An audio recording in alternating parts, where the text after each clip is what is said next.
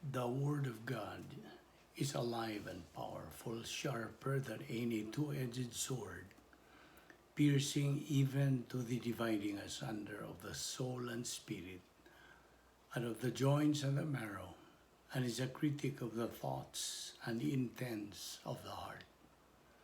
All Scripture is God-breathed and is profitable for doctrine, for reproof, for correction, for instruction in righteousness, that the man of God might be mature, thoroughly equipped unto all good works. Study to show thyself approved unto God, a workman that needeth not to be ashamed, rightly dividing the word of truth. The next few moments are devoted to silent prayer, the objective of which is to make sure that we will be filled by God, the Holy Spirit, and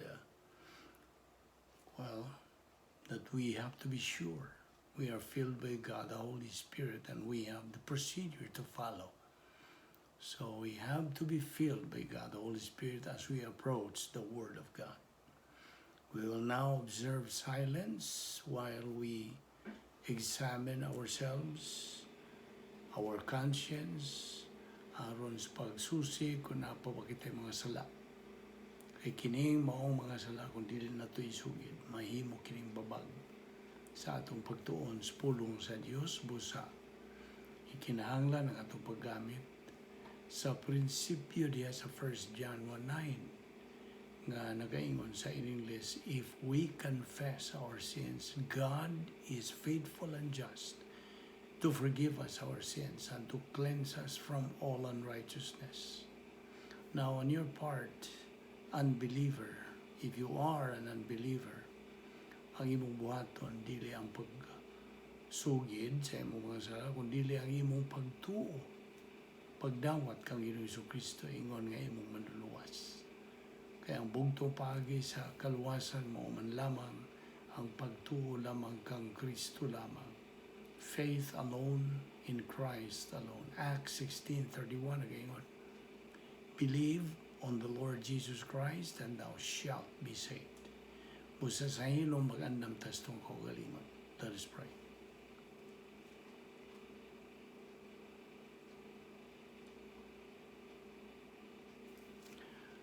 Ama namong langit no, nagapasalamat kami kanimo ni ining lain usap ngay gayon nga imong gi andam ka na mo Dios ning lawas pagtuon sa imong balang pulong. Bani kami karon pinagi sa pagtudlo ka na mo sa balang Espiritu Santo, tangtanga ang mga babagan niya sa mga nahuna, aron kami makapunting lamang sa imong igatudlo ka na mo ni ining adlaw. Kining tanan among ipasalamatan sa ngalan ni Ginoong Jesucristo.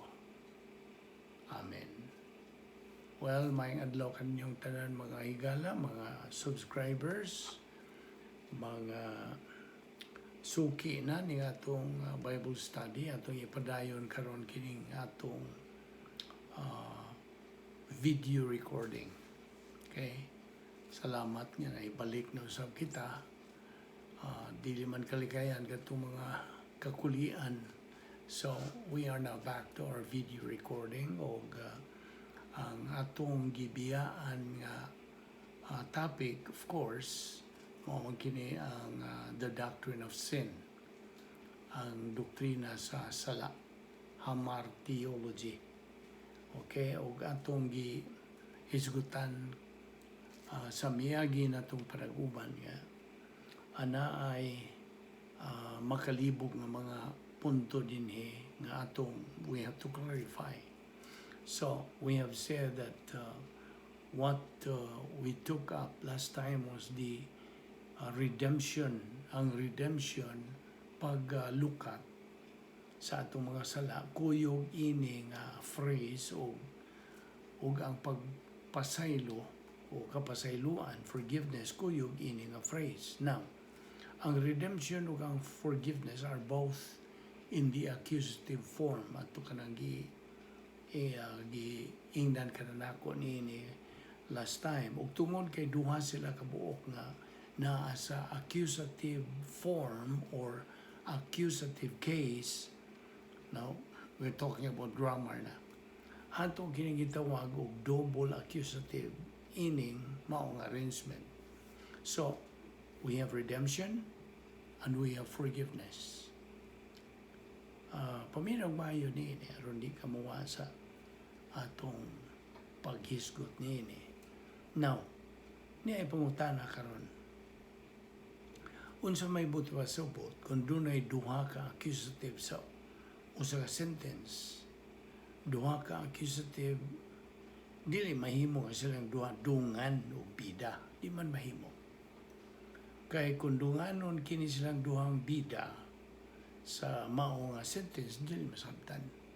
We cannot understand the more. So, di ta makaklaro kung sa ibuto pa sa butani.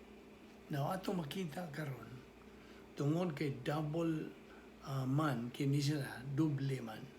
Doon ay usa ni ini nga supporting actor, inota. Kay supporting actor ang usad, kay duha man ni sila, right? So we call this the accusative of object complement. We have redemption, we have forgiveness.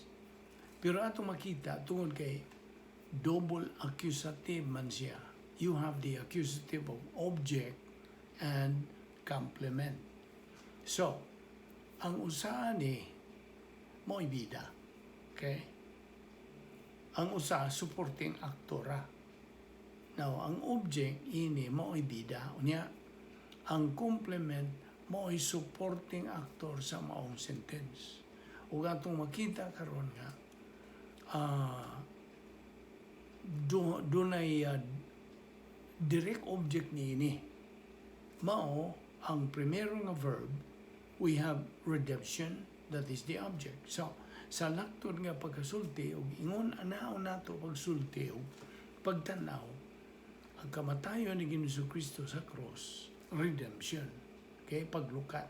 Kaya kinibayang buot o sabot sa dugo, the blood of Christ, mao ang iyang gibuhat sa cross. That's a phrase. Dili yun literal nga dugo, ang buto sa sabot niya na. So, ang paghisgot ka og dugo ni Kristo, that talks about unsa iyang gibuhat, his work at the cross. So, ang katubsana nahitabo diya sa iyang gibuhat sa cross. Now, klaro-klaro na nimo. Now, asa man ang forgiveness? Mangutana ka. Because now, forgiveness is the complement of redemption. That means, ang kapasiluan, forgiveness, moabot lamang kung ang katubsana nahitabo na. Okay? So, in other words, atong i-move forward, gamay. Forgiveness is the result of the redemption work of the Lord Jesus Christ on the cross. Dili dungan. Kita ni mo? Dili mahimog dunganon tungod kay naa may katubsanan, then mo resulta kini sa kapasayloan, forgiveness. Apan, ayaw sa o conclude. Please do not conclude kay naay uban kaninyo nga nang conclude na ayaw na. Ingon ani alang usa ninyo pagtanaw, okay? Just look at this like this. Redemption was the judgment on the cross. Ang paghukom nga nahimo mautoy katubsanan. Okay? Forgiveness is the result. Resulta. Now, kung mayon ba yata og result, wala na magpasabot og automatic na result. Di naman to maguna-huna nga kung result automatic. Dili ba ya? Dili automatic. Dili automatic ang resulta. Mag-agad na sa unsa ang kahimtang. Forgiveness occurs at the moment of salvation through the decision of mankind. Ang mahimong desisyon sa kaliwatan sa tao with regards to the salvation work of Christ. Ingon ini kana ang mahitabo. Humana ang buhat ni Ginoong Jesucristo dito sa cross, ang tanan nga ang ayang buhaton dito sa cross. Humana. Okay? It's all done. It's all finished. Wayon katingali ko niya. Katong iyang gibuhat sa cross, di mato kapasayloan sa akong mga sala. O katong iyang gibuhat dito sa cross, dili ito kapasayloan sa akong sala. Kaya nga naman, ang iyang gibuhat sa cross, kay pagtubos man, ang upat, remember the four? You have the substitutionary unlimited atonement, muna yung naguna. Ikaduha, propitiation, pagtagbaw sa hustisya sa Diyos. Ikatulo, reconciliation, pagpasiguli. O nga ikaupat, redemption, pagtubos. Kadto mo ay iyang gibuhat dito sa cross. Nakaroon, ang kapasayloan, asa man mahitabo. Now, ato na karong makita nga, ang kapasayloan, forgiveness, mahitabo lamang kung kadtong tanan nga iyang gibuhat sa krus, imong pagadawaton. Kasabot ka? That is the process nga gikinahanglan nga imong maangkon ang kapasayloan sa diha nga mohimo ka og desisyon from your volition, from your free will. Sa diha nga imong desisyonan sa pagdawat kadtong tanan nga gibuhat ni Ginoong Jesucristo dito sa cross, then at that particular moment, diha gyud sa pag-ingon nimo ugo akong dawaton kadtong tanang gibuhat ni Ginoong Jesucristo sa cross. Pak. Yeah, forgiveness is yours. 1/60th of a second, instantly, ikaw pasayloon. Did you get it? Kasabot ka? So, balikon ko sa pag-ingon, ang tanan mong mga sala, all your sins, gipasaylo sa diha nga imong dawaton katong tanan nga gibuhat ni Ginoong Jesucristo dito sa cross. That's it. Og dungan sa imong pagdawat niya itong gibuhat ni Kristo, imong gituuhan si Ginoong Jesucristo. Ingon nga, imong manluluwas. O ikaw, naluwas. O hatagan ka sa Diyos o kinabuhing walay katapusan. Eternal life. Nakita niyo mo? Apan sa pikas nga bahin. Kaya on the other hand, kung mo desisyon ka sa pagsalikway sa gibuhat ni Kristo, o pagsalikway ni Ginoong Jesucristo nga imong manluluwas nan, ikaw mahinukman sa sala o wala kay maangkon nga kinabuhing dayon. John 3:36, he who believes in the Son has life, eternal life. He who does not have the Son does not have life, but the wrath of God abides on him. What ay mahimo niya na? Na diyan sa Juan 3:18. He who believes in him is not condemned, but he who does not believe is condemned already, because he has not believed in the name of the only begotten Son of God. So, subliong ta din is pagpangutana. Kung imong desisyonan ang pagdawat sa tanan nga gibuhat ni Kristo sa kaluwasan, maana ba nimo ang pasayloan? O na kay kapasayloan. Apan kung imong desisyonan ang pagsalikway kang Kristo sa iyang gibuhat sa kaluwasan, manaa pa panimo ang kapasayloan? Dili. Nakana, mauna. Kasabot ka na sa kamatuuran. Bahin ini. I hope nalamdagan ka niini. Sumayon ka na tingali nga, ini gayunaw. Ingon na di ay ang resulta. Maubitaw nga, maglibog ba yan ta usahay kay kung maumanggod na nahimo nga muraog tungod kay hingpilit na kana sa itong pangunahuna mo ingon tag wala di ito problema mga tao kay kapasaylo naman di itang tanan. Uy, dili wa ka pasayloa. Batay, wa ka pasayloa. Tinuod. Paminaw. Tinuod na matay si Ginoong Kristo dito sa cross, gitubos ni Ginoong Kristo ang tanan tang mga sala. Iyang gidawat nga mga sala sa tanang tao sa kalibutan apan kinahanglan kang mohimo og desisyon. Magpatubos ka ba o dili? You see, that is your part. God has done His part completely. Ug kini mo ni provision mo kani stimulus sa Dios alang sa imong paghimo og desisyon. So mo kana nga kinahanglan nimo himo ang desisyon, magpatubos ka ba o dili?